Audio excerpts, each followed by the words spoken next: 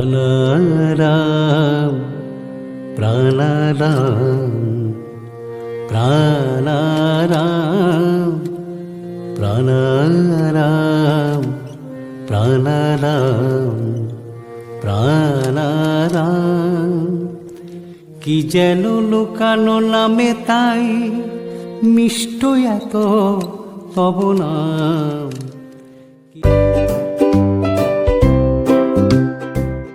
লোকটা ওই যে 3-4টে খুনি, নির্ভয়া ইত্যাদি, এখন যে জাজ তিনিও মানুষ, ওই 4টে ওরাও মানুষ, এখন যে উকিলগুলো ওরাও মানুষ, কিন্তু ডিফারেন্সটা কোথায় হচ্ছে? ডিফারেন্সটা হচ্ছে সত্য, রজ আর তমগুণের পার্থক্যের জন্য। ওই 4টের মধ্যে তমগুণ প্রভাব, ওই জন্য গোলমাল হয়ে গেছে।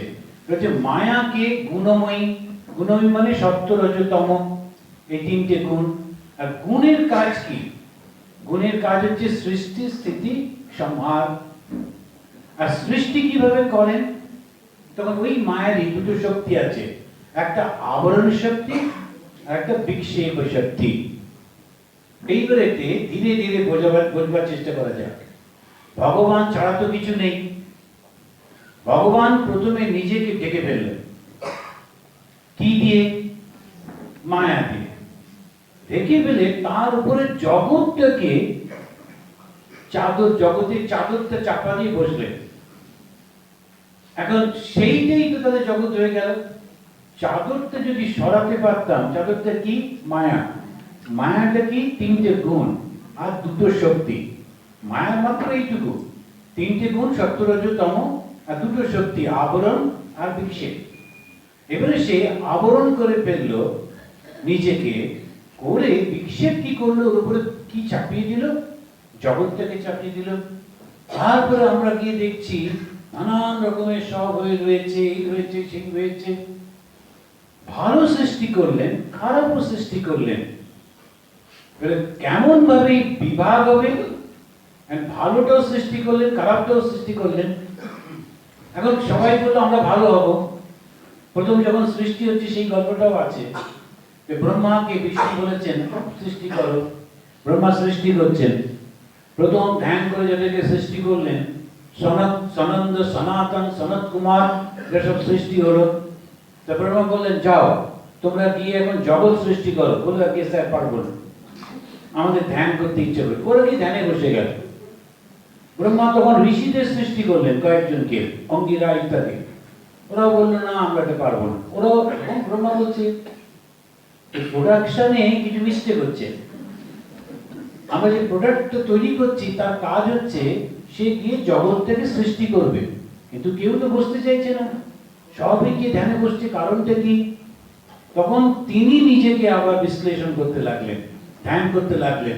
বিশ্লেষণ করে তিনি দেখলেন তিনি তো ওই সত্যগুণই দিয়ে সৃষ্টি করছেন, আর যাদেরকে সৃষ্টি করছেন ওরা সব সত্যগুণী। এখন চিনি তৈরি করে তিনি টক কোথায় পাবেন? তখন তিনি ওদেরকে সৃষ্টি করে ওদের মধ্যে অহংকার প্রবেশ করিয়ে দিলেন। ওই মায়ার একটা অংশ হচ্ছে অহংকার। কাদের সৃষ্টি করলেন? প্রজাপতি।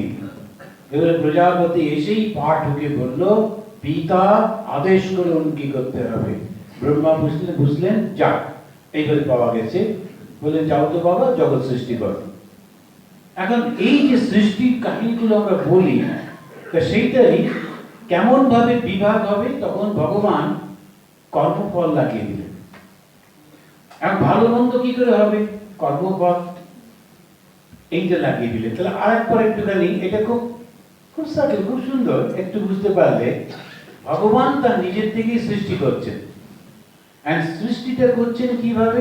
মায়া দিয়ে। এটা মনে রাখতে হবে, মায়া দিয়ে। এখন একটা প্রশ্ন হবে, ভগবান যদি তাকে নিজেকেই সৃষ্টি করেন, এক ছিলেন এত হলেন, তাহলে তো ভগবান হারিয়ে গেলেন, সে একটা তো আর থাকলো না।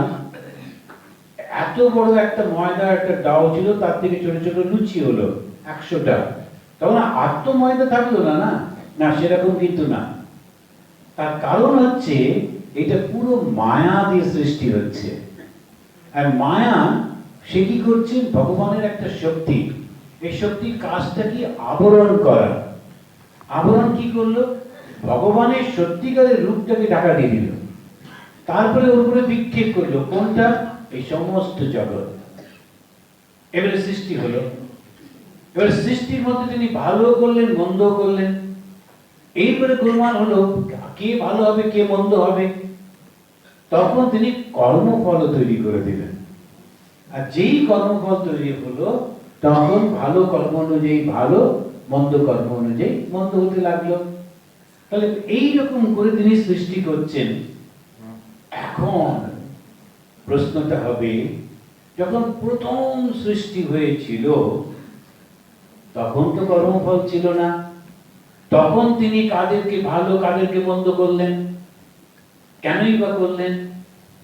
তার উত্তরে স্বামী বিবেকানন্দ বলছেন, এই যে সৃষ্টি এটা অনাদি, প্রথম কবে হয়েছে এটা আমরা জানি না, সৃষ্টি অনাদি অনন্ত। ভগবান যেমন অনাদি অনন্ত, তার মায়া শক্তিও তেমনি অনাদি অনন্ত। কবে প্রথম সৃষ্টি হয়েছে জানি না। তিনি বললেন, Hindus are bold enough to say we do not know. তাহলে সৃষ্টিটা কি? It is not creation, it is projection. এটা প্রজেক্ট করা হচ্ছে। এই পর্যন্ত গিয়ে আমাদের সৃষ্টি সম্পর্কে হয়ে যাচ্ছে মায়া, এই পর্যন্ত। এবারে রাজা নিমি একটা সুন্দর প্রশ্ন করছেন, এটা হচ্ছে ফোর্থ প্রশ্ন। সাধারণ মানুষ যারা ইন্দ্রিয়ের বশে থাকে, এই মায়ার বাঁধন কাটতে তাদের পারে না, তাদের পক্ষে তো এটা অসম্ভব হয়ে যাবে। তাহলে তাদের কি উপায় হবে? যথা এতান ঈশ্বরী মায়াম দুরস্তারাম অকৃতাত্মভি, তারা যাতে অনায়াসে এই মায়া পার করতে পারে, তা একটু দয়া করে বলুন। তরন্তি অজ্ঞাহ স্থূল ধিয়া ইদম উচ্চতাম, এইটা একটু বলুন কি? এই যারা মন্দ বুদ্ধি, যারা এটা বুঝতে পারে না, তখন তাদের কি হবে? তখন নবযোগীদের মধ্যে আর এক ভাই প্রবুদ্ধ, তিনি উত্তর দিতে এলেন। এইবারে তিনি কিন্তু বলতে গিয়ে শুরু করছেন আবার সেই সৃষ্টির কথা। সৃষ্টিটা কি? সমস্ত সৃষ্টিটা কার্য আর কারণের জন্য হচ্ছে। সাধারণ মানুষ যদি এর থেকে মুক্তি চায়, তবে তাকে একজনের সাহায্য নিতে হবে, যিনি নিজে এই মায়ার সমুদ্র পার হয়ে গেছেন। তাকে সাহায্য, ব্রহ্মনিষ্ঠ গুরুর সহায়ে সাধারণ মানুষ মায়ার বন্ধন কাটতে পারে। বেদান্ত কিন্তু গুরু কনসেপশনই নেই বেদান্তে। সেই জন্যে যখন ওই গেছেন না আমাদের সীতার বাবা জনকের কাছে, বলছেন যে আমাকে ব্রহ্মজ্ঞান দিন, তখন জনক বলছেন আগে আমার প্রণামীটা দিয়ে দাও। বলছে আরে আগে তো মন্ত্র দেবেন তবে তো প্রণামী। বলছে না, যে মন্ত্র আমি দেব তারপরে তুমি আর আমি বাদ থাকবে না, সুতরাং আগে প্রণামীটা দিয়ে। বেদান্ত হচ্ছে এইটা, আর বেদান্ত অন্য কোনো কিছু বলে না। একদম যে বেদান্ত, অদ্বৈত বেদান্ত যেটা এত কঠিন, এত কঠিন, যে আজকে যা জীবনী পাঠ হচ্ছিল, এই জন্য স্বামীজি বলেন এটি যেন অ্যাচিভমেন্ট। একদম বেদান্তের মূর্তি ছিলেন। কি বলে বেদান্ত? গুরুর কাছে গেলেন, গুরু আমাকে শিক্ষা দাও, বললেন অহং ব্রহ্মাস্মি তত্ত্বমসি, যাও, হয়ে গেল। এখন গুরুর চরণ ধোয়া, একটুখানি তাকে খিচুড়ি করে খাওয়ানো, প্রস্তুত করা, কোনো কিছু হবে না। গুরু বললেন যাও। এখন এই ভীষণ সমস্যা। এখন সেই জন্য বেদান্ত কে করতে পারে? যার ওই রকম অবস্থার মধ্যে এসে গেছে। তারপরে ইনি জিজ্ঞেস করছেন, যারা অজ্ঞ, শরীরে মন রয়েছে, আবার ঈশ্বরও লাভ করতে চায়, এইরকম ব্যক্তি কি করবে? তখন তিনি বললেন গুরুর সাহায্য নিতে হবে। আচার্য শঙ্করও কিন্তু বলছেন ঈশ্বরের কৃপা না হলে সঠিক গুরু পাওয়া যায় না, সঠিক গুরু পাওয়া ভীষণ কঠিন। দেবানুগ্রহ এইতুকম মনুষ্যত্ব মুমুক্ষুত্ব মহাপুরুষ সংশ্রয়, এই মহাপুরুষ পাওয়া ভীষণ কঠিন। বেশিরভাগ এই সমস্যায় গিয়ে পড়ে। মহাপুরুষ তিনি উচ্চ আধ্যাত্মিক ব্যক্তি, এটা বুঝবো কি করে? এ আবার এক মুশকিল। ঠাকুর বললেন সাধুকে দিনে দেখবি, রাতে দেখবি। এখন আপনি কি প্রেসিডেন্ট মহারাজের ঘরে ক্যামেরা রেখে বসে থাকবেন যে দেখি দিনে কি করছে, রাতে? এখন তো অ্যালাউ করবে না তো। এখন কোন সাধু যা করছে না আপনাকে লক্ষ্য করছে দেখছি, তারপরে আপনাকে গুরু হিসেবে নেব, প্রথমেই আপনাকে বার করবে। তাহলে কিভাবে বুঝবো যার কাছ থেকে দীক্ষা নিচ্ছি, কিভাবে বুঝবো? তখন এখানে বলছেন যে যার মধ্যে দেশ নেই, গীতাতে একটা খুব সুন্দর কথা বলছেন, যার না দেশটি না কাঙ্ক্ষতি জ্ঞেয়স নিত্য সন্ন্যাসী ইউ না দেশটি না কাঙ্ক্ষতি, যিনি দেশ করেন না আর কোনো আকাঙ্ক্ষাও করেন না, ওই ব্যক্তি হচ্ছেন ঠিক ঠিক। বলছেন গুরুর চরণে বসে কোনো কামনা নেই সেই ব্যক্তি, কোনো দেশও করেন না, কোনো বিদ্বেষ নেই। তার কাছে গিয়ে আপনি যেমনই বলুন না কেন এই করেছেন, কোনো অসুবিধা নেই, খুব খুশি, যে যা করছে খুশি। এবার ঠাকুরের জীবন যদি লক্ষ্য করি না, আমরা অবাক হয়ে যাব। যখন এসে বলছেন ইনি এই করেছেন, তিনি এই করেছেন, ঠাকুর খুব খুশি, তাই নাকি, চলো একটু দেখে আসে। কিন্তু দেখতে গিয়ে বুঝছেন যে না, তেমন কিছু না। তখন কিছু বলছেন না, পরে তার ভক্তরা যারা সত্যি সত্যি ভগবান লাভ করতে চায় ওদেরকে সাবধান করছেন, অত যেতে হবে না, এখানেই এসো। মনে হচ্ছে ঠাকুর যেন একটুখানি ধরে রাখতে চাইছেন নিজের লোকদের, তা কিন্তু না। উনি দেখছেন ও যদি বারবার ওখানে যায় ওর ভক্তির হানি হয়ে যাবে, কেননা অত স্ট্যান্ডার্ড নয়। আমরা এই 40-45 বছর সাধু জীবন কাটিয়ে বেশ বুঝতে পারি কে ভালো কে মন্দ। অনেকে আসেন, বেশ বুঝি, কেন এতদিন তো থাকছি তো, সুতরাং বেশ বুঝে যায় যে একজন সাধু এসছেন, এসে বলছেন আমি না সেই আমি বৃন্দাবনে থাকি। বৃন্দাবন শুনলেই সবার চোখ বন্ধ হয়ে আসে। বৃন্দাবনে থাকি, ছোট্ট একটু কুটিয়া, কুটিয়ায় শুলে আমার পা দুটো দরজা দিয়ে বেরিয়ে যায়, এত ছোট কুটিয়া।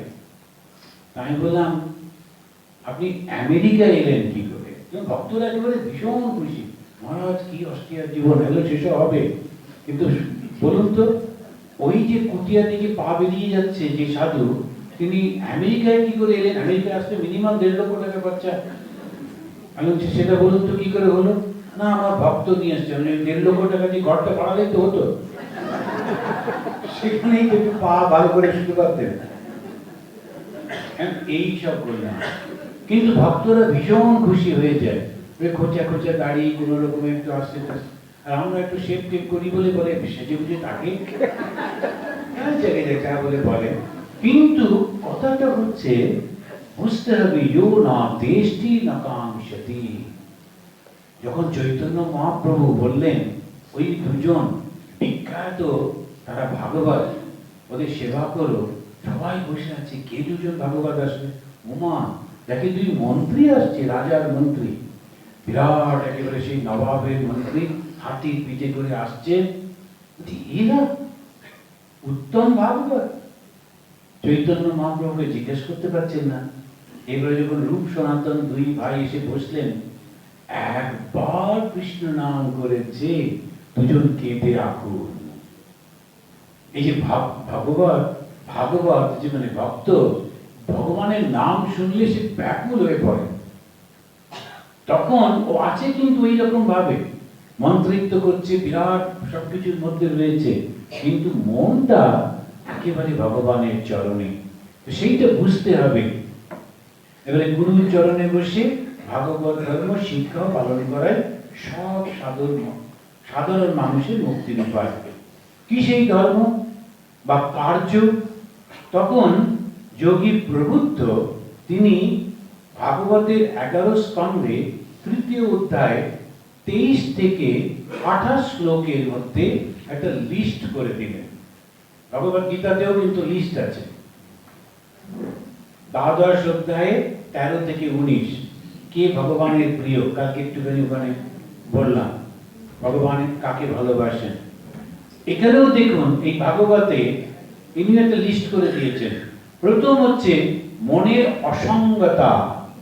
বিভিন্ন বিষয়ে মন চিন্তা করছে না, মনটাকে সব কিছু থেকে উঠিয়ে দিতে হবে। দ্বিতীয়, সাধু সঙ্গ, সব সময় ভালো কথার মধ্যে, পজিটিভ কথার মধ্যে থাকতে হবে সব সময়। সর্বপ্রাণীতে দয়া, মৈত্রী, বিনয়, শৌচ, তপস্যা, তিতিক্ষা, মৌন, শ্রদ্ধা, সরলতা, ব্রহ্মচর্য, অহিংসা, সুখ দুঃখে সহিষ্ণুতা, সর্বত্র আত্মদৃষ্টি, ঈশ্বর ভাব, সমদর্শিতা, সংসারে অনাসক্তি, পরিষ্কার থাকা, সব অবস্থায় তৃপ্তি, শাস্ত্রে শ্রদ্ধা, বাক সংযম, মন ও ইন্দ্রিয় সংযম, ভগবানের নাম গুণকীর্তন, সর্বকর্ম ঈশ্বরে অর্পণ, আর দান, জপ, সদাচার। এই হচ্ছে, যদি ঠিক ঠিক নবযোগীর কাছে আপনারা এসেছেন, নবযোগী তারা বললেন কি ধরনের আমরা ভক্ত। তা আমরা দেখলাম এই মধ্যম অবস্থায় আছি। তা মধ্যম অবস্থায় খানিকটা মন সংসারে, খানিকটা মন ঈশ্বরে। এখন আমরা কি করব? তিনি বললেন এইগুলো ডেভেলপ করবার চেষ্টা করো। এইটা যেই আমরা করছি, মনটাকে আস্তে আস্তে অসঙ্গ করে দিচ্ছি। আমি দেখেছি বেশ কয়েকজন মানে আমাদেরই ভক্ত, নাতি টাতি সব আছে, কিন্তু বলছি মহারাজ বয়স তো হচ্ছে, একদিন তো নাতি টাতি চাকতেই হবে, তো ওই সপ্তাহে একদিন ফোন করি কি মাসে একদিন ফোন করি, ওই যথেষ্ট। কিন্তু সপ্তাহে একদিন করে বেরিয়ে কখনো এই মন্দিরে, কখনো ঠাকুরেরই বিভিন্ন মন্দিরে যায়, কখনো মায়ের ওখানে কিংবা জগৎদানে কিংবা এক জায়গায় গিয়ে বসে থাকি। নানান রকম ভক্ত আসছে, সাধুরা কথা বলছেন, ওগুলো দেখি।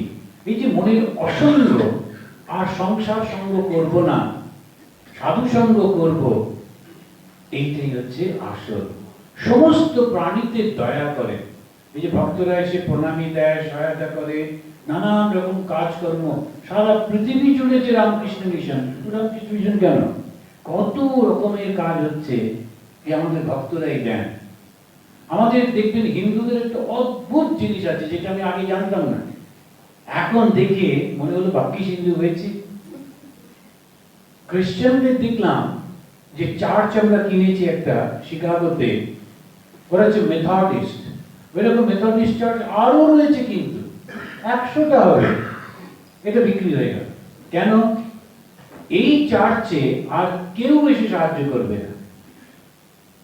ওই চার্চের যারা শুধুমাত্র মেম্বার ছিলেন তারা, এবং ওখানকার যারা চালনা করেন ওরা ফাদার, তো তারা শুধু থাকতেন। এইবারে মেম্বার আস্তে আস্তে বৃদ্ধ হলেন, তাদের ছেলেমেয়েরা আসছে না, সব দূরে দূরে চলে যাচ্ছে। পাশেই কিন্তু আরেকটা মেথডিস্ট চার্চ আছে, তারা এখানে এসে সাহায্য করলো না। ওরাও মেথডিস্ট, ওরাও খ্রিস্টান, এই চার্চটাকে করবে না কেন? এটা তো আমাদের চার্চ নয়, মাই ফাদার মাই চার্চ। আমাদের বেদান্ত সোসাইটি অনেকটা সেরকম। ওখানকার যারা হলিউডের ভক্ত, ওরা অনেকটা আমেরিকান ভক্ত, আওয়ার সোসাইটি, ওটা দেয়ার সোসাইটি, এরকম সব। আমি কি কিছু বুঝে উঠতে পারছি না, আরে আমাদের তো সব না, এসব আলাদা আলাদা। ওইখানে কিন্তু হিন্দুদের একটা সুবিধা আছে, যেখানেই যায় একটা করে প্রণামী দেয়। আচ্ছা, রাম মন্দিরে গেল, কৃষ্ণ মন্দিরে গেল, কালী মন্দিরে গেল, শিব মন্দিরে, কেটা ও মানে কার পুজো করে কিছু বোঝা যাচ্ছে না, সবাইকেই প্রণামী দিচ্ছে। আর সমস্ত মন্দিরগুলো ওই জন্য বেঁচে থাকে। আমাদের কিন্তু ওয়ান গড ওয়ান স্বামীজি এরকম ভাব নেই।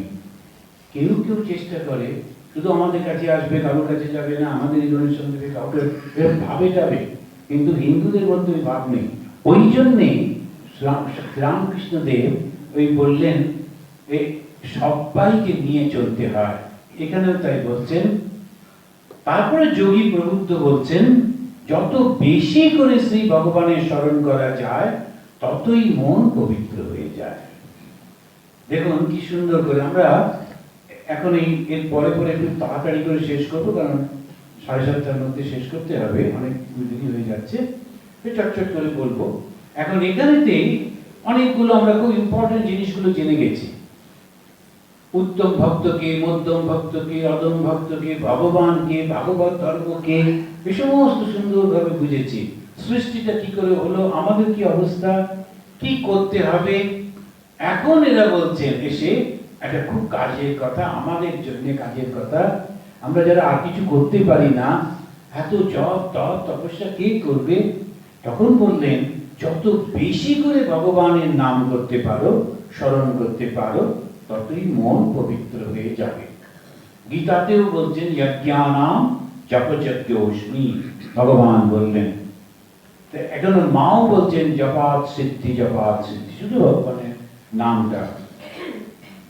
আমাদের যখন কেউ কেউ ফোন করেন, বলেন মহারাজ আমরা যখন জব করি তারপরে শুতে যাই, যত পুরনো বাজে সব নানান রকম স্মৃতিগুলো ভেসে ওঠে স্বপ্নের মধ্যে, মনের মধ্যে। এই জব করতে বলে ভুল হয়ে যাচ্ছে, আমাদের না ঠিক হচ্ছে। কিরকম একটা পুরনো কালির দোয়ার, কালি আর নেই, কিন্তু দোয়ারটাতে গায়ে তো কালিতে লেগে রয়েছে। যেই তুমি সাদা জল ঢালছো তখন ওই কালো জল বেরিয়ে আসছে, ভয় পেও না, এটা ভালো লক্ষণ। যত জপ করছো তত তোমার মনটা মনে হচ্ছে আরো খারাপ হয়ে যাচ্ছে, খারাপ চিন্তা করছে, খারাপ স্বপ্ন। একদম ঠিক হচ্ছে, আমি দোয়ারটা দেওয়া হচ্ছে।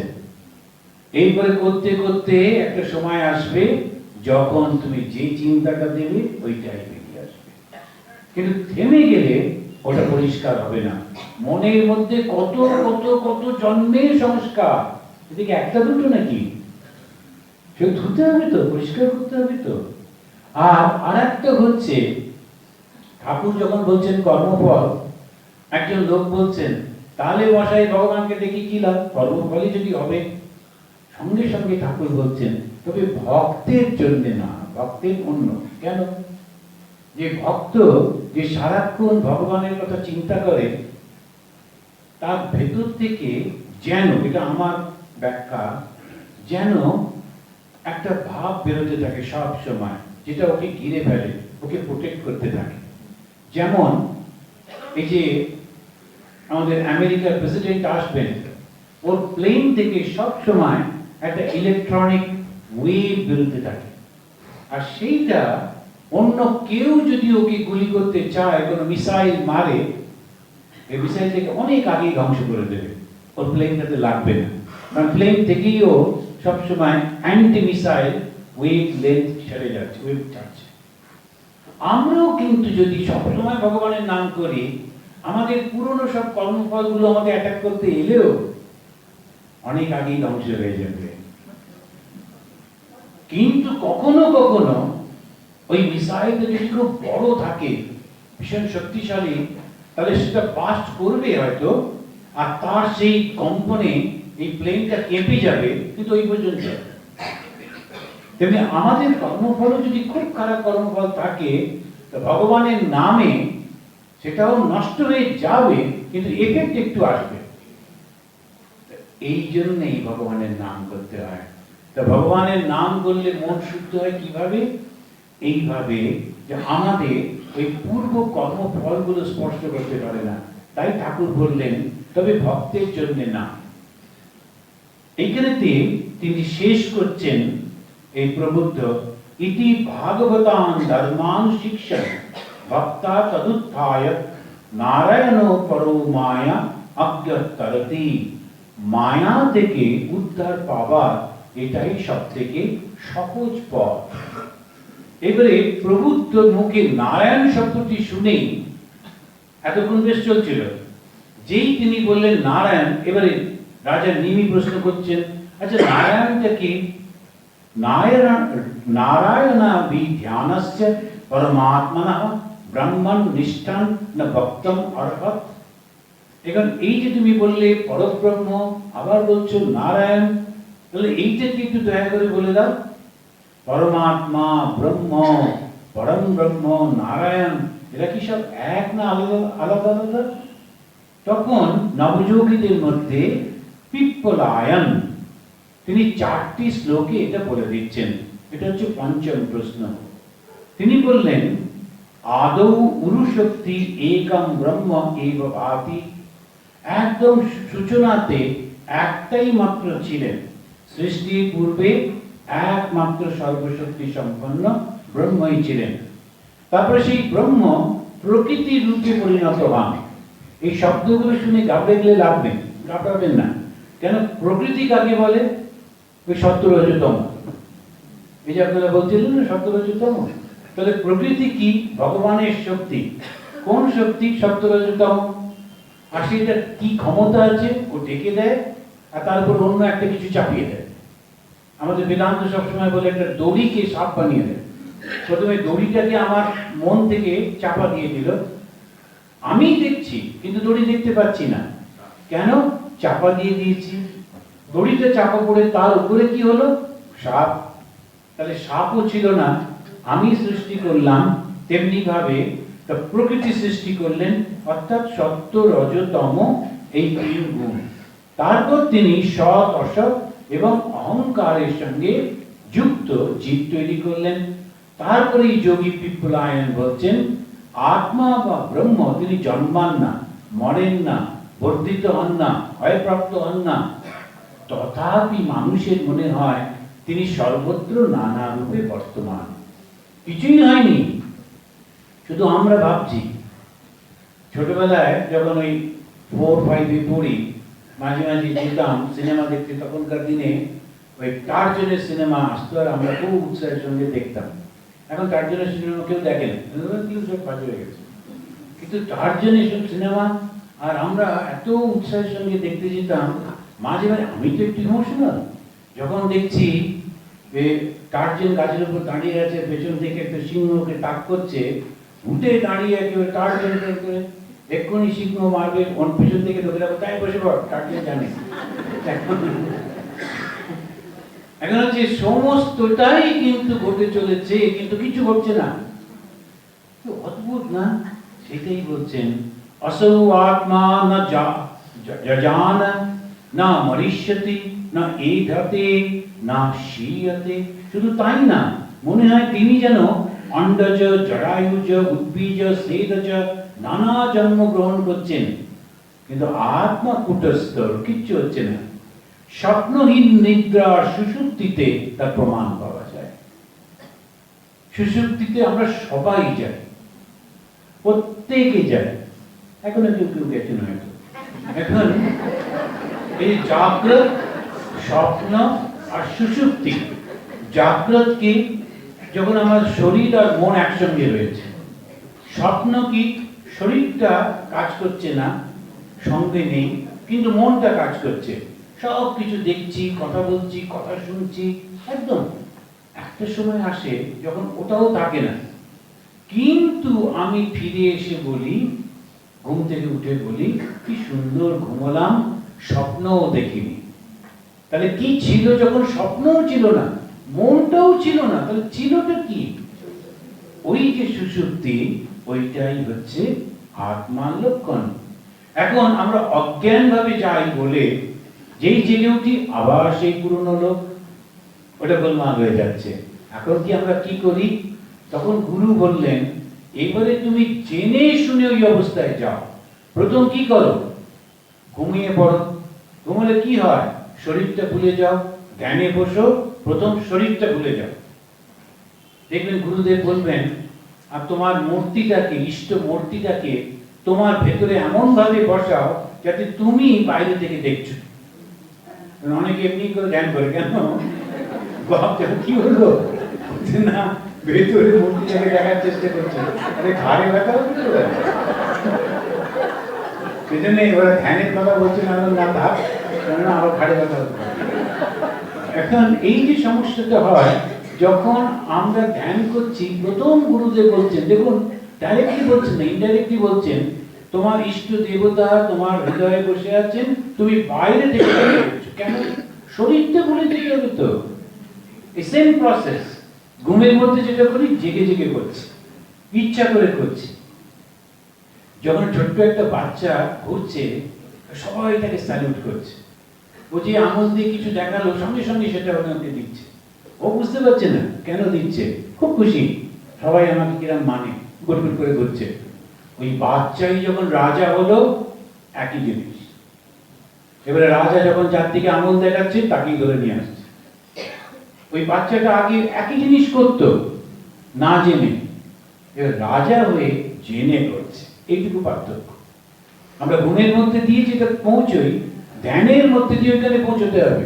তো ধ্যানে কি করব? প্রথমে শরীরটা বলতে হবে, শরীর বলবার পর কি হবে? তারপরে মন। এবার মনটাকেও অফ করে দিতে হবে। তারপরে কি থাকবে? আর চিন্তা নেই, শুধু আনন্দম, শুধু আনন্দম। ওই হচ্ছে চৈতন্য। তো ধ্যানে হয়টা কি?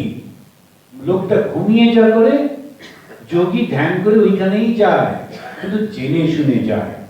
তো ঠাকুর বলছেন শুদ্ধ মন ও শুদ্ধ আত্মা এক। শুদ্ধ মানে কি? শুদ্ধ মানে যখন জগতের চিন্তাটা মনের মধ্যে নেই। শুদ্ধ আর অশুদ্ধ পার্থক্য শুধু এইটুকু, যেখানে জগতের চিন্তা নেই ওটাই শুদ্ধ। এখন বলছেন যখন শ্রী ভগবানের ধ্যান করতে করতে মন শুদ্ধ হয়, সেই বিশুদ্ধ মনে উপলব্ধ আত্মতত্ত্বম। এবারে 6 প্রশ্নতে রাজা নিমি কর্মযোগের কথা জানতে চাইলেন, কি কি কর্ম করতে হবে। তখনও বলল আত্মানম তন্ময়ম ধ্যানম হরে মূর্তিম পূজায়ে। তুমি মূর্তি পুজো করো, কিন্তু কেমন করে? ওই মূর্তিটাকে নিজের আত্মা ভেবে তাকে মনের মধ্যে নিয়ে। আমরা কিন্তু এটাই করি। এই যে নিমি যখন বলছেন তখন যোগী আবিহত্র উনি ওই উত্তর দিতে গিয়ে বলছেন নিজে দেবতা হয়ে দেবতার পুজো করো, ওটাই শ্রেষ্ঠ। দেবম ভুক্ত্বা দেবম যজে। আপনারা যারা পুজো করেন আর যারা পুজো লক্ষ্য করেছেন দেখেছেন, ওরা এমনি এমনি করে, এই মাথা থেকে এমনি করে নিয়ে এরকম পাটা লক্ষ্য করে দেখবেন, খুব সুন্দর করে করে এরকম করে। আর হিন্দুরা তো অ্যাস্থেটিক সেন্সটা অসাধারণ, যেটাই করে এত সুন্দর করে করে। সে একদম যখন এরা আরতি করে এরকম করে ধরে করে, এরকম করে ধরেও করা যায়, কিন্তু মনে হবে যে ঠাকুরকে খুশি মারছে নাকি। তখন ফুলটাকে এইভাবে ধরবে, ধরে এরকম করে কি সুন্দর করে, অ্যাস্থেটিক সেন্স, বিউটি। তো তুমি যখন ওরা বলে এরকম করে হাতটা, আসলে কি করে জানেন? একেবারে মাথা থেকে পায়ের নখ পর্যন্ত আমি শ্রীরামকৃষ্ণ, আমি ভগবান, আমি ভগবান। ভেবে দেখুন কি সাহস। সে বলছে ঠাকুর সমস্ত দেহ জুড়ে, আমার পা পর্যন্তই ঠাকুর, ঠাকুর ছাড়া কেউ নেই। এবার ঠাকুরের পুজো করছে। দেবং ভূত্বা দেবং যজে। এটা হলো কর্ম, কিন্তু এটা তান্ত্রিক পুজো। বৈষ্ণবরা কি করে? ওরা বলে ভগবান তো সব জায়গায় রয়েছেন, তাকে আর পুজো করার কি, শুধু তাকে সেবা করুন সব কিছুতে, জীবে সেবা ইত্যাদি ইত্যাদি করে। এবারে 7ম প্রশ্ন, রাজা নিমি তিনি প্রশ্ন করলেন শ্রী ভগবান স্বেচ্ছায় যে যে এই যে অবতরণ করেছেন এবং কি ধরনের কাজ করেছেন ওইটা একটু আমাদের বলুন। তখন যোগী দ্রুমিল বললেন ভগবানের নাম গুণকীর্তন করা অসম্ভব, এটা সম্ভব হবে না। একটা উদাহরণ দিলেন, বলছেন এই পৃথিবীতে যত ধুলো আর বালি আছে যদি গুনতে বলো তাও হয়তো সম্ভব, কিন্তু ভগবানের গুণকীর্তন করা সমস্তটা বলা। এটা বলতে পারি ভগবান নিজের থেকে জগৎ সৃষ্টি করলেন এবং তার মধ্যে যখন প্রবেশ করলেন তখন তাকে বলা হলো পুরুষ, যার শরীর থেকে ত্রিভুবনে সমস্ত কিছু আধার, যার ইন্দ্রিয় সমস্ত জীবে জ্ঞান ও কর্মেন্দ্রিয়ের আধার, আর সত্য থেকে জীবের জ্ঞানের উন্মেষ, প্রাণের সত্তা থেকে জীবের বল ও শক্তি, যিনি ছাড়া কেউ নেই।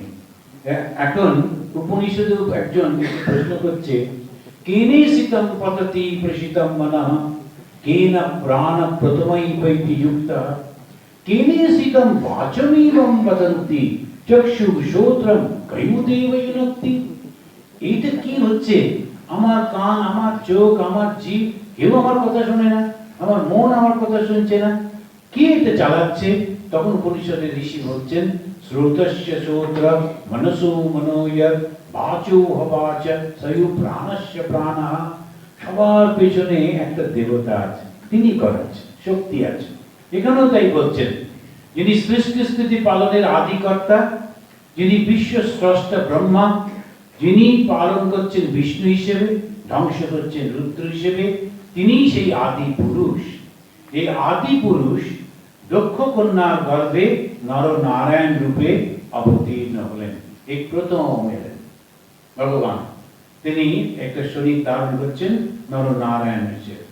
তারপরে তিনি যখন তপস্যা করছেন তখন ওই ইন্দ্র ভয় পেয়ে গেলেন, কামদেবকে পাঠালেন, কামদেব ব্যর্থ হলেন, ভয় পেলেন। উনি বললেন, ভয় পেও না, আমি তোমাকে কিচ্ছু ক্ষতি করব না, কিন্তু তোমরা আমাকে ভালো করে জানবার চেষ্টা করো। ইনি দত্তাত্রেয়, সনৎ কুমার, ঋষভ, হয়গ্রীব এইসব অবতার হলেন।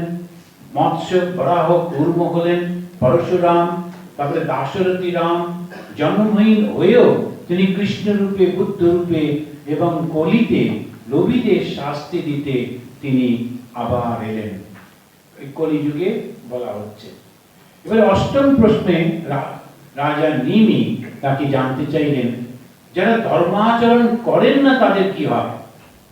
তখন তিনি বলছেন, এইবারে একটুখানি সময় নিতেই হবে, এই প্রশ্নটা একটু অল্প করে বলছেন, ভগবানের মুখ, বাহু, উরু, পাদেভ্য পুরুষস্য আশ্রময়ী সহ চত্বার যঞ্জনে বর্ণা গুণৈ বিপ্রদাদয় পৃথক। পরম পুরুষের মুখ থেকে, বাহু থেকে, উরু থেকে, পা থেকে গুণ অনুযায়ী 4টে জাতি সৃষ্টি হলো এবং তাদের বিভিন্ন আশ্রম হলো। কে কে হলো? ব্রাহ্মণ, ক্ষত্রিয়, বৈশ্য, শূদ্র। এখন এইটা হিন্দু ধর্মকে সব থেকে কলঙ্কের কারণ হয়ে দাঁড়িয়েছে। সবাই তাদের আমল হিন্দু ধর্মকে বলছে, এই তোমাদের আশ্রম, এই তোমাদের বর্ণ বিভাগ, এইটা সমস্যা হয়ে গেছে। যখন আমরা এই বর্ণের কথা বলি আমেরিকায়, ওরা কিছুতে বুঝতে পারে না, যেন আমরা একটু স্কিপ করি। আমি বলি না, কারণ বোঝানো যাবে না। এই ব্রাহ্মণ আবার ক্ষত্রিয়, এই পার্থক্যটা কি ওরা বুঝতে পারে না। ওরা বলে সবই তো একই। এই জন্যে স্বামীজি ওখানে বেদান্ত প্রচার করলেন। ওরা এইসব ব্যাপারে অনেকটা এগিয়ে রয়েছে, আর আমরা এখানে উল্টা বুঝলিরাম। আমাদের এটা করা হলো ভগবানের শরীর থেকে, এটা হলো কর্ম অনুযায়ী। ভগবত গীতায় ভগবান স্পষ্ট করে বলছেন, চাতুর্বর্ণম ময়া সৃষ্টম গুণ কর্ম বিভাগশ, গুণ আর কর্ম অনুযায়ী। তারপরেও কিন্তু ভগবানের কথাকে দূরে সরিয়ে রেখে তথাকথিত কিছু লোক জন্ম এবং বংশ এইটা নিয়ে করছে। একটা শ্লোক আছে খুব সুন্দর, জন্মনাথ জায়তে শূদ্র। যখন একটা বাচ্চা জন্মায় সে কিন্তু শূদ্র থাকে। শূদ্র কিন্তু জাত না, তার কালচার, তার ব্যবহার। ও হামাগুড়ি দিচ্ছে, একটা পিঁপড়েকে মারছে, ওটাই মুখে দিচ্ছে বাচ্চাটার সঙ্গে। এবারে বাবা মা ছুটে আসছে, কাকিমা মাসিমা, তারা ওটা করতে নেই করতে নেই করতে করতে এইবারে ওর মধ্যে একটা খুব ভালো ভাব এলো। দ্বিতীয় জন্ম হলো, মানুষের জন্ম হলো। তখন বলছে সংস্কারা দ্বিজ উচ্চতে। তারপরে বেদধ্যাসী ভাবে বিপ্র। এই যে বিপ্র হচ্ছে, বিপ্রটা কে? যারা পড়াশোনা করেছে তারাই বিপ্র। যাদের বুদ্ধি আছে, বুদ্ধি দিয়ে সমাজকে সাহায্য করছে। শ্রী শ্রী মায়ের বাড়িতে একজন ডাক্তার এসছেন, তার জাতে তখন মানে নিচু। মা কিন্তু বলছেন ওকে প্রণাম করো। অন্যরা বলছেন কি করে করবো, ও তো নিচু জাতে। তখন বলছেন এত বড় ডাক্তার, ওকে প্রণাম করবে না তো কাকে প্রণাম করবে? যিনি বিদ্যা লাভ করেছেন, যিনি সেই বিদ্যা জগৎকে সাহায্য করছেন, তিনি কিন্তু বিপ্র। আর ব্রাহ্মণকে, যে ব্রহ্মকে জেনেছে, ব্রহ্ম জানাতি ব্রাহ্মণ। এখন যদি বলা হয় হাত তুলো তো দেখি কজন ব্রহ্মকে জেনেছ, একটাও ব্রাহ্মণ পাওয়া যাবে। সেই কারণেতে আমরা এই যে সমস্ত নিচু জাতি গড়ে চলে এখনো মারছে, এখনো কষ্ট দিচ্ছে, কিন্তু এরা নিজেরাই পাপের দিকে চলে যাচ্ছে। ভাবছে বিরাট ধর্মের কাজ করছি, কিন্তু ওরা নিজেরাই সমানে পাপ করে চলেছে।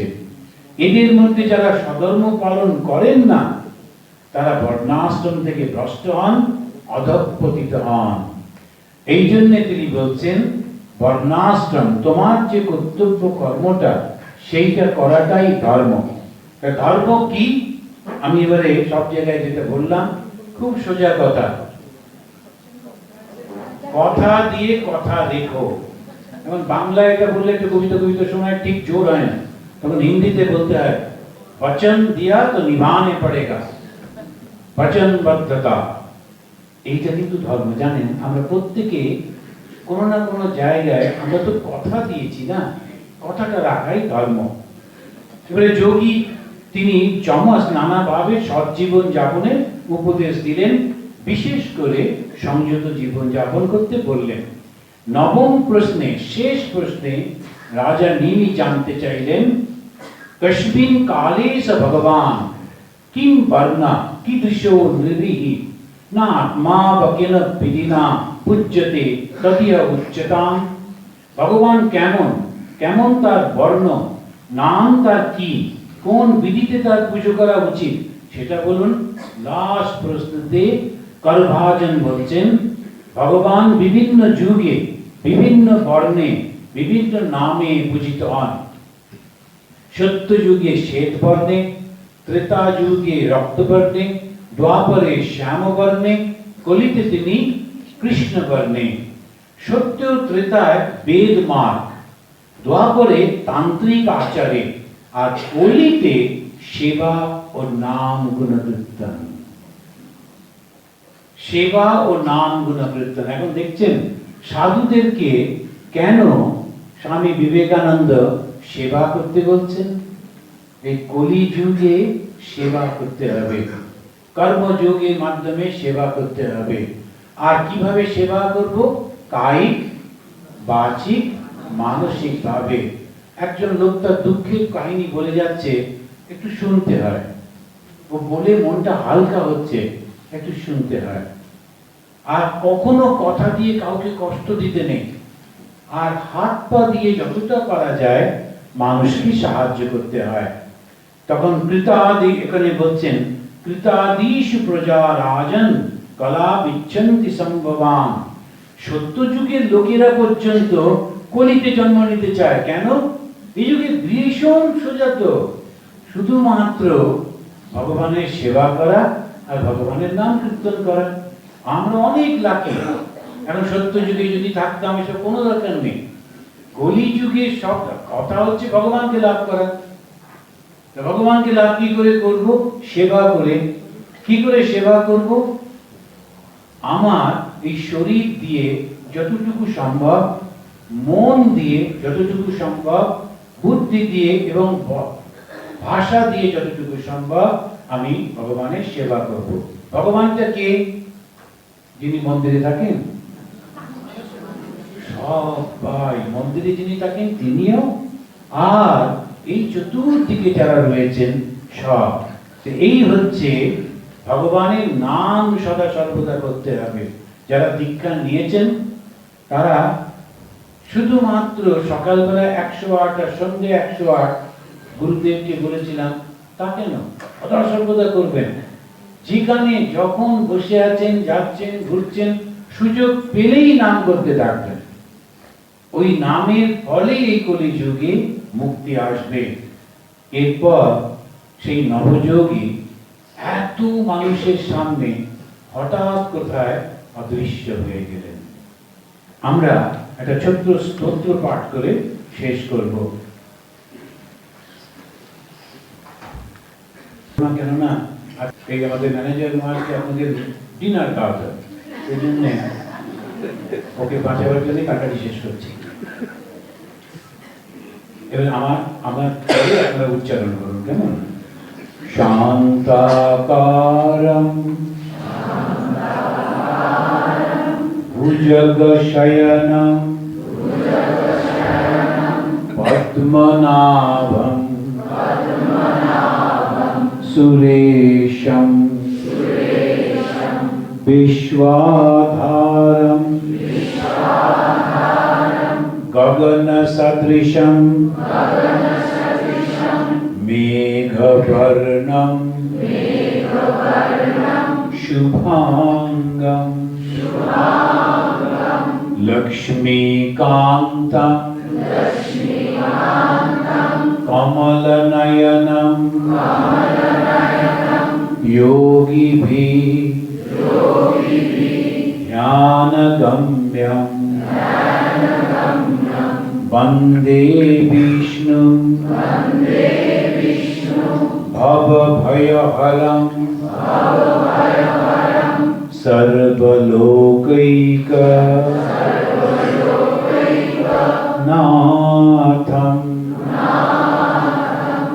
যখন প্রথম শুরু করেছিলাম এই বিষ্ণু তখন নিরাকার ছিলেন, যোগীরাও তাকে ধ্যানে পেত না। যখন শেষ করলাম বিষ্ণু তখন কলিযুগে আমাদের জন্য শরীর ধারণ করেছেন, বিষ্ণু হয়েছেন, তাই যোগীরা তাকে ধ্যানে দেখতে পাচ্ছে। আর সেই বিষ্ণুকে, যিনি আমাদের সব ভয় দূর করে দেন, তাকে আমরা প্রণাম করলাম। ওম শান্তি শান্তি শান্তি।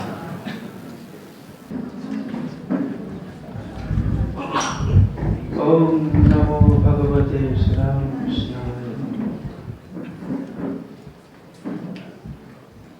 এরপরে ধন্যবাদ দেওয়ার পালা। ভাবছিলাম যে মহারাজকে ধন্যবাদ দেব কিনা, ওটা আমার ভাবনার মধ্যেই আছে, কিন্তু তার আগে আপনাদেরকে তো ধন্যবাদ দিতেই হবে। কারণ সেই দুটো থেকে এখানে লাইভ পড়েছে, আপনারা এখনো পর্যন্ত এত সুন্দর হাসি মুখ নিয়ে সব দেখছেন, শুনছেন, সত্যিই আপনারা ধন্যবাদের যোগ্য। ধন্যবাদ সেজন্য আপনাদের সকলকে ধন্যবাদ জানাই। সঙ্গে সঙ্গে এখানে যে মহারাজরা ছিলেন, স্বামী শুদ্ধিদানন্দ সুন্দরভাবে শুরু করেছিলেন, তাকেও ধন্যবাদ জানাই। তারপরে আমাদের অনিশানন্দ কথামৃত পাঠ করেছেন, ইষ্টধ্যানানন্দ স্বরূপানন্দজি সম্বন্ধে বলেছেন, ব্রহ্মচৈতন্য মহারাজ গান করেছেন, গণেশানন্দ গান করেছেন। প্রত্যেককে আমার আন্তরিক ধন্যবাদ জানাই। আর উপস্থিত আপনাদের এই সব যারা এসেছেন, এখানে আমাদের অনেক ভলেন্টিয়ার্স আছেন যারা এই কাজগুলো করেছেন, তাদের স্টাডি সার্কেলের সমস্ত সভ্যগণ, আমাদের অদ্বৈত আশ্রমের সমস্ত কর্মীবৃন্দ, তাদেরকেও ধন্যবাদ জানাই। অবশেষে আসি মহারাজের কাছে। মনে পড়ছিল স্বামীজির সেই শিকারে যাওয়ার কথা। সেটি 1893। তিনি যেতে চাচ্ছিলেন না, ঠাকুর নির্বাচিত করলেন, তুমি এসো। মা তাকে আশীর্বাদ দিয়ে ভরে পাঠিয়ে দিলেন, তুমি যাও। এবং তার কর্মক্ষেত্রটি হলো শিকাগো। কেন না, ওই শিকাগো শহরে গিয়ে তিনি বিশ্বের জন্য নতুন বার্তা দেবেন, নতুন পৃথিবী গড়বেন। নতুন কিছু ভাবনা আছে তার, যেটি বিশ্বের কল্যাণ হবে। ঠিক 150 বছর পরে রামকৃষ্ণ মিশন এমন এক যোগ্য সন্ন্যাসীকে দিলেন, মাই বেছে নিলেন, ওই শিকাগো শহরেই পাঠালেন। সেখানেও কিছু সমস্যা ছিল, সেই সমস্যার সমাধানে নতুন বার্তা দেওয়ার জন্যই মা তাকে বেছে নিলেন। এবং সেই মানুষটি কিরকম মানুষ, তিনি দীপান্তর হয়ে গেছিলেন। আমাদের বলা হয় না কোটবিলার দীপান্তর, তাকে দীপান্তর করা হয়েছিল এবং সেইখানে তাকে টেস্ট করে নেওয়া হয়েছে। সেখানে সুনামির সাথে সমস্যার সুনামি, সেই সব তিনি বুকে নিয়ে কিন্তু উচ্চশীর হয়ে দাঁড়িয়েছিলেন। সেখানে একটি সুন্দর আশ্রম গড়েছেন, আপনারা সবাই জানেন। তারপরে কি করলেন, বলছে না, এই জলের সমুদ্রের মধ্যে তুমি পাস করে গেছো, চলো এবার তোমাকে হিমালয়ে ফেলি। কোথায়? নরোত্তম নগরে ফেললেন, জঙ্গলের মধ্যে। সেইখানেও তিনি কিন্তু দক্ষতার সাথে তিনি দেখিয়েছেন, হ্যাঁ আমি যোগ্য সন্তান স্বামীজির। এবং সেই 150 বছর পরে সেই রকম একজন যোগ্য সন্তানকে, স্বামীজির সৈনিককে তিনি আবার কোথায় নিয়ে গেলেন? শিকাগোতে। তো এই যে পুরো পরিকল্পনা হয়েছে, এই যে এত কাজ করেছেন, এটি কি আমাদের নির্দেশে, ঠাকুরের নির্দেশে। অতএব ঠাকুর তাকে সিলেক্ট করে নিয়েছেন, তিনি ঠাকুরের আশীর্বাদে, মায়ের আশীর্বাদে ধন্য হয়ে আছেন। আমরা বরঞ্চ ধন্য হলাম তার এই সাহচর্য পেয়ে। তিনি শিকাগোতে গিয়ে কি কাজ করলেন? তিনি শিকাগোতে গিয়ে আশ্চর্য আশ্চর্য কাজ করলেন। দুই একটা আমি ঘটনা বলি, ভালো লাগবে। আমাদের আশ্রমের যে জায়গা সব বিক্রি হয়ে গেছিল, আশ্রম ঋণে জর্জরিত হয়ে গেছিল, তিনি যাওয়ার পরেই কয়েক মাসেই বলতে হবে সেই সমস্ত কিছু গুটিয়ে একটা সুন্দর একটা জায়গা, পরিবেশ তৈরি করলেন। দ্বিতীয় একটা কাজ করলেন, ওখানে শিকাগোতে ধর্ম মহাসম্মেলন হয়েছিল, কিন্তু আরেকটা জিনিস কোনোদিন হয়নি। রামকৃষ্ণ মিশনের কোন সন্ন্যাসীরা গিয়ে, বিশ্বের সমস্ত সন্ন্যাসীরা একসাথে গিয়ে যেন ইন্টারন্যাশনাল মঙ্কস কনফারেন্স যদি আমি বলি, সেরকমটি কিন্তু আগে কোথাও হয়নি। ওটি কিন্তু উনি করেছেন, মহারাজই করেছেন ওই জায়গাতে গিয়ে। তৃতীয় কাজটি হলো, তিনি ওখানে গিয়ে আপনারা নিজেই শুনলেন একটা চার্চকে কিনে দিয়েছেন। তো এই এত সব কাজ করার পরেও কি মনে হয় তাকে আমি ধন্যবাদ জানাবো? আমরা কৃতজ্ঞ, আমরা ধন্য হয়েছি মহারাজের এই সাহচর্য পেয়ে। তাই আমাদের শাশ্বত প্রণাম জানাই। আর আপনারাও ধীরে ধীরে পরবে এসে মহারাজকে শ্রদ্ধা জানাবেন। এইটুকু বলে আপনাদের সবাইকে ধন্যবাদ জানিয়ে শেষ করছি। নমস্কার। प्रतिहतरयो यस्य प्रेम प्रवाह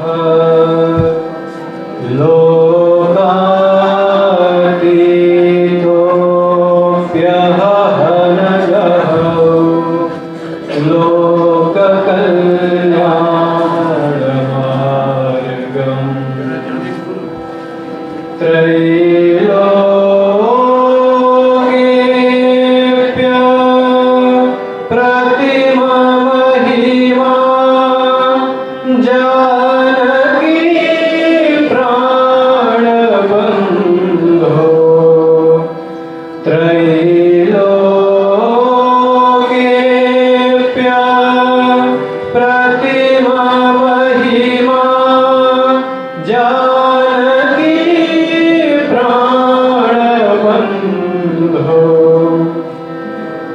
भक्त्या ज्ञानं वृतवरवपुः सीतया योगी रामः। भक्त्या ज्ञानं वृतवरवपुः सीतया योगी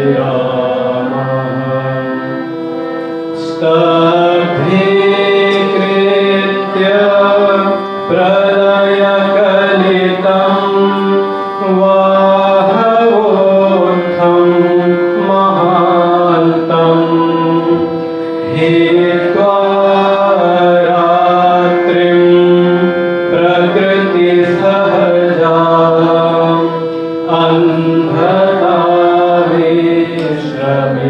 अन्धतामिश्रमिश्राम् गीतं शान्तं मधुरमपि यः सिंहनादं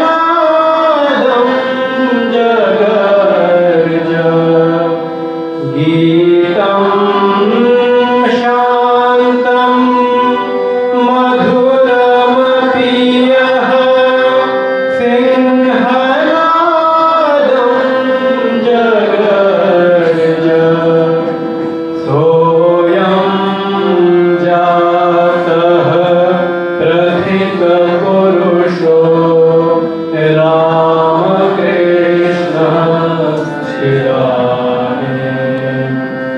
सोऽयं जातः प्रथितपुरुषो रामकृष्णश्चिरामे।